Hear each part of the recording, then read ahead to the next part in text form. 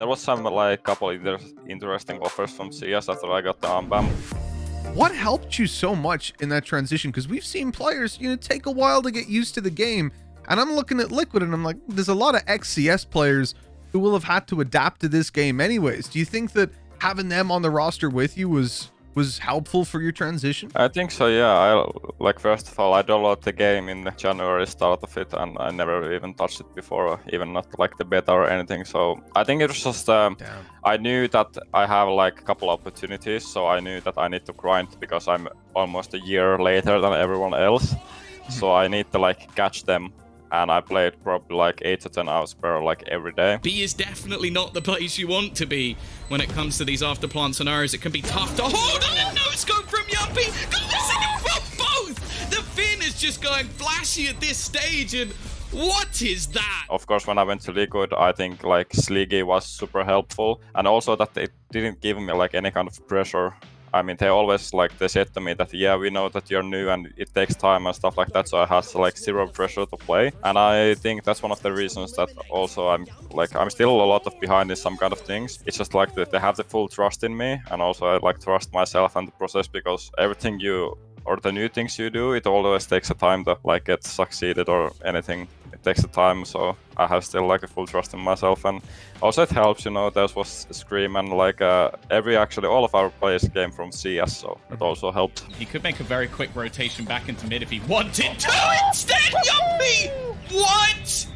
Okay, that's 9 kills in 2 rounds. He's just aced it. Playing with Scream, was that like a mini life goal for you? Coming from Counter-Strike, coming up in SG, I can only imagine if someone turned around, gave you any of those legendary like Shock, Scream, these kind of guys. It must have been amazing when you heard that come through. Yeah, it's just that. Yeah, it's just that. It's also awesome to see how like a humble guy Scream is, and just like how friendly he is. I have played with him before in FPL in CS, but never like that much. So.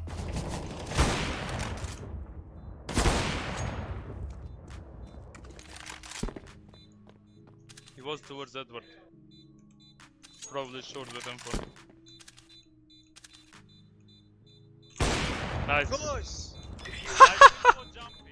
Now we've had a little bit of time, a little bit of downtime in between them, and I want to know, where's your focus at right now? I know obviously VCT is coming up, but at the time, like, there must have been offers. There must have been players reaching out and saying, "Hey man, you wanna come use the AWP instead of the OP? What's up?" You've been thinking about it?